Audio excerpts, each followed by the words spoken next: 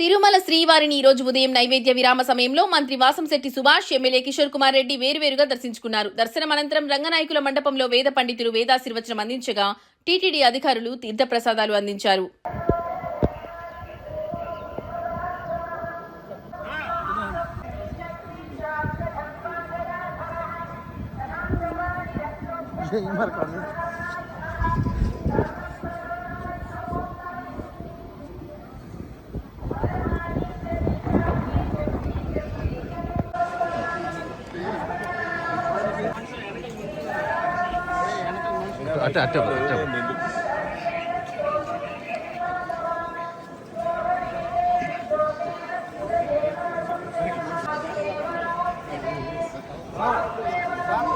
sir